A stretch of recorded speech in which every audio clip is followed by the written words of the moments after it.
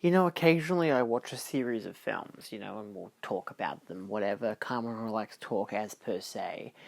And I figured, look, here's one series of films that's like, what, 8 or 9 films long. You'd think there's gonna be a strong connection thematically or character-wise, maybe the same actors, maybe the same decade.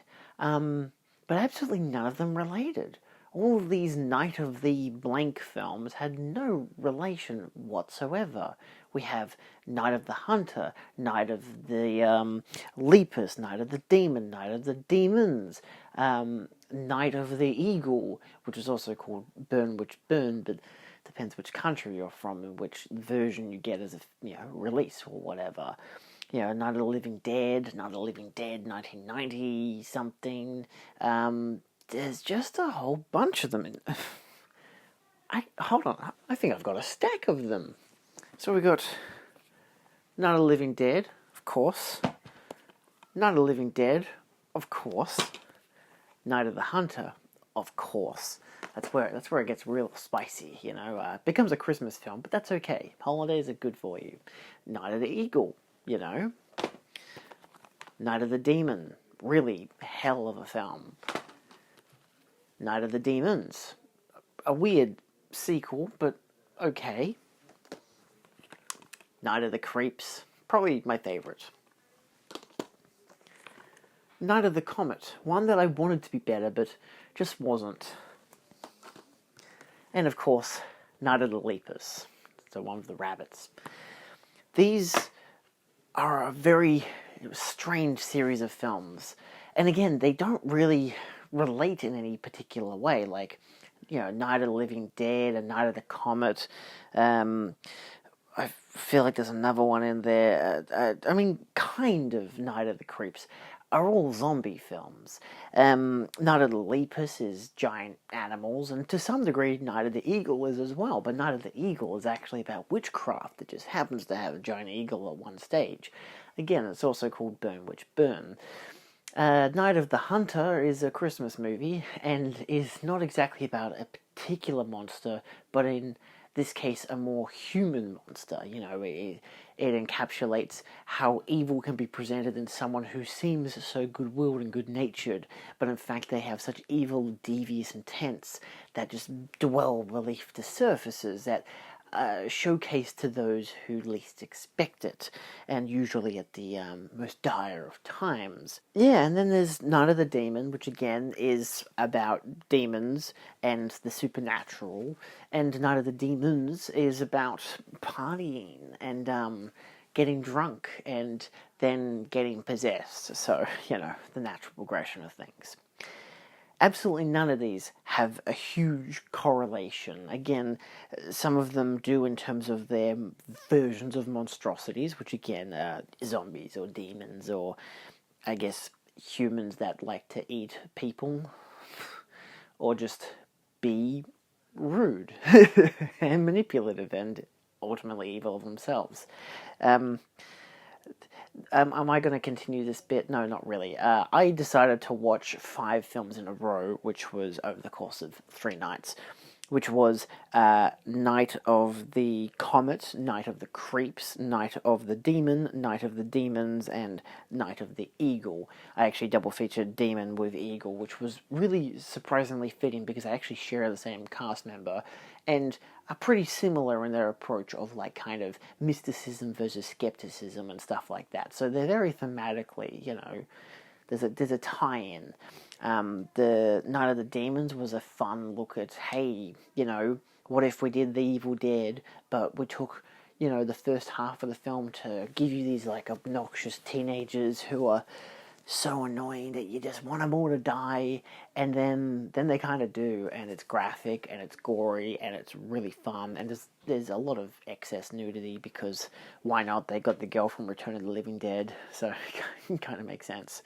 And Night of the Creeps I wanted to revisit because I haven't seen it for a couple of years, and it's just one that I always enjoyed it last time I watched it, and rewatching it this time, I absolutely loved it. It was beautiful to watch. It's so funny, but it takes all these times where it just isn't being funny or scary to just have the characters walk and talk and just do their thing, and then it goes back to the like cartoonish or satirical play, and that's really fun. Night of the Comet for me was probably the most disappointing of them. It looks exceptional, but it feels exceedingly low budget.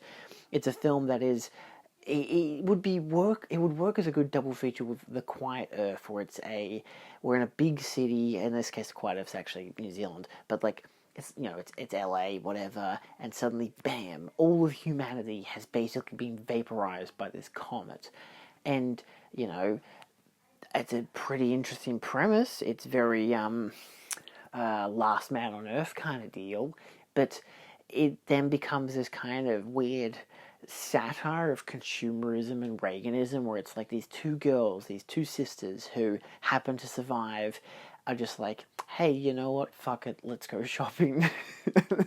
Everyone might be dead, but we can go shopping. Also, there's zombies, but let's not really dwell on that. They're not really around for too much of the film, if at all. And it's mostly about like an underground community of scientists who foresaw this destruction and decided, you know what, we're going to create a secret base and not tell anyone, and then accidentally leave the vents open and we're all going to get poisoned and all slowly die anyway. So it's kind of really nihilistic, but the people who want to have fun are the girls who just want to have fun. That song is in the film, of course. It also has that guy from Star Trek Voyager, so that was like interesting. Again, it's a film that for me, visually, amazing. It is a stunning 4K. It's the Scream Factory version. It looks breathtaking. It's just, wow. It's so dull. It takes a while for things to happen. And again, it's one of those, it feels as low budget as it feels. Like narratively, its use of the concept feels so minuscule. It feels like a more low budget version of Dawn of the Dead, but with less zombies, only 20 minutes to poke fun at consumerism, and then also kind of have a Day of the Dead spin as well. Yeah, it's okay. Night of the Demons was more fun. Night of the Creeps was a lot more fun. Night of the Eagle and Night of the Demon was a good double feature. That was, again, just because they're the last two that I was going to watch. And I just, felt like it, get them over and done with in one night. And Night of the Demon was especially interesting because it's basically like, if you've seen The Ring or Ringu, which have a almost identical plot because they are, one's a remake of the other, whatever. But it's basically that. It starts with person deals with ultimate, like this evil entity, whatever, and it kills them, and you see the entity, or you get an idea of what it can do. In this case, they show the demon, and it kills the guy. And that's what propels the story, because the people are related or have some relation to the person who dies, and suddenly they become entranced in this mystery of finding out what happened, it becoming a question of, was it an actual thing, what's the history behind it, is there like... For Night of the Demons, it's a skepticism thing against the actual idea of even witchcraft or demonry or any of that stuff. The Ring is a lot more different. It's still a question of, can evil exist and whatever, but in kind of a different form and the kind of extent that this evil can exist. But again, they have very similar endings, where it's that idea of they have to face off against this evil, but in a different way. Again, Night of the Demon's a lot more 50s in its attribute of, it has to be the villain who has to face off against the evil, because we have to have a happy ending. Whereas The Ring is like, what if it's a curse and it kind of sucks? And yeah, Night of the Eagle, aka Burn Witch Burn, is a story about witchcraft that continually unfolds and continually becomes more and more kind of engrossing and interesting. It loses me a little bit when it becomes too gothic, but then it kind of comes back to itself. I feel like on rewatch I'll appreciate it a lot more, because you don't really know where it's going, and again, you think it's just a film about a guy whose wife is actually secretly into witchcraft, and you're like, it's not that interesting, whatever, because I'm not a huge witchcraft person, but I do appreciate when narratives can be different, and it actually became different, because it became the effect that she's protecting from him from, and then suddenly those effects go, and now he's starting to lose it, and then she's starting to lose it, and it becomes chaotic, and then it turns out that there's another field played as more witches, and there's something more going on. But of course, you've got to get to that past all of the trials and tribulations that these characters have to go through. I mean, the other ones in terms of, which I also watched Night of the Lepus this year, which is about giant killer rabbits that were designed to, well, it was a scientific mistake, but the idea was to get rid of, like, create a rabbit that would kill the other rabbits so that there wouldn't be as many goddamn rabbits, lepus being a scientific name for rabbit. And of course, it becomes, this one of them gets out, and then they breed, and then bam, there's a whole army of killer rabbits, and they're all gigantic, and they're the size of cars, and they can literally destroy a whole entire village. It's kind of amazing, but also veers on the obvious low-budget limitations that it has, but it also knows how to choose when and how to show these giant rabbits. And it's goofy, but it works. It's cheesy fun. Night of the Living Dead and the remake, of course, are classic staples of the zombie genre, with Night of the Living Dead reinvigorating and creating such a template for the zombie genre that hadn't yet been perfected, of course, and the remake being, hey, what if we just did it in colour, but also had some more kind of pro-feminist attributes to it, and I think it's a much more interesting film. It fails and is lackluster in certain areas, but as an overall, it's an interesting project all to its own. I can't remember exactly what my criticisms were of it, but I only watched it late last year, and I was like, it's not as interesting or as iconic as the original, but it definitely has a different twang to it, and I definitely like the approach it goes for. Because I always thought it was a shot-for-shot, made-in-color kind of remake, but it actually takes a different approach to certain angles, and I like that. I like when a remake, even if it wants to be very similar in premise and concept to the original, still changes things. Contrast that to Psycho, and you get my point. And then, of course, there is Night of the Hunter, which I watched for Christmas last year. And again, it's a very interesting film about the hunter. Again, none of these films realistically take place in one night, except for Night of the Living Dead, and you know what? Not really Night of the Lepus. They mostly just come out at night. Night of the Demons and Night of the Living Dead and Night of the Living Dead, the remake, are the only three films that actually take place on a particular night, on one actual day. Night of the Demon takes place over 3 to 4 days. Night of the Eagle takes place over, I'd say maybe the course of a weekend. It's not specifically stipulated, but I'd say between 1 to 3 days. Night of the Comet it starts with the Night of the Comet, and then it's the effects after the fact. It takes place a couple of days after those events happen. So, again, maybe a 3 to 4 day window. Night of the Hunter takes place over several nights. Night of the Creeps takes place over several nights, but it builds into what becomes the Night of the Creeps, which is the final night. So, yeah, maybe a 3 to 4 day window there as well. And I think, Night of the Lepus was the same, a 3 to 4 day window, or maybe even a couple week window, because it kind of takes place over a large duration of time before becoming a very direct and impactful small amount of time. You know, because they got to use the time to study and research and whatever. You set it all up, and then by the end of the film, it's like, within like 2 nights, everything goes crazy.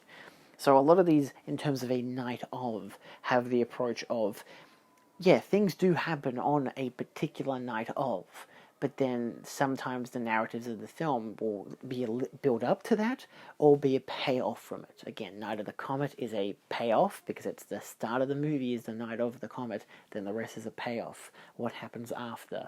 Whereas, Night of the Demon, that's a middle ground. I'd say even Night of the Eagle. Night of the Eagle is mostly a build up, but it also kind of takes, because there is a scene with a big eagle and how it affects a guy, and it's mostly that night, which is the very last night of the film, so arguably it builds up to it, much like Night of the Creeps builds up to it. I'd even say Night of the Hunter, but that's kind of just it's a constant, it's never present, it's consistently happening, same as Night of the Demon. Night of the Demon is still kind of, it plays at the start, then drops down and plays up at the end, whereas Night of the Hunter is an all-rounder, like it just goes straight through.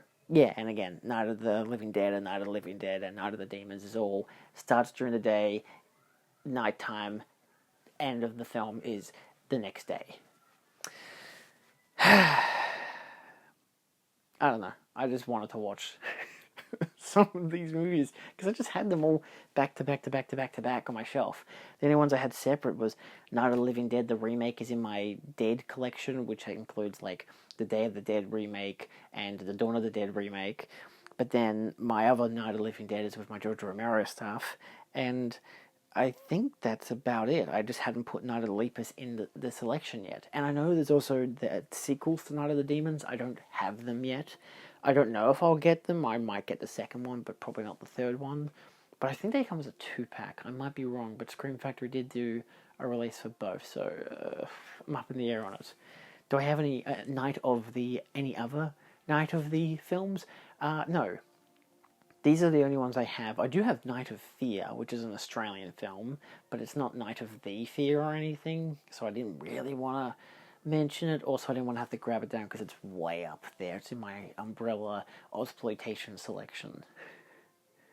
I don't know, I just wanted to kind of make this video talking about these films. They're really interesting, and surprisingly, all of them I think are films of quality, despite the fact that probably the weakest ones are Night of the Lepus and Night of the Comet, because Night of the Lepus is very cheesy B-movie, eco-horror, whereas, Night of the Comet is low-budget zombie apocalypse, but it's not even really a zombie apocalypse, it's just kind of a low-budget apocalypse, but again, it benefits from the visuals, and it's got some fun characters as well.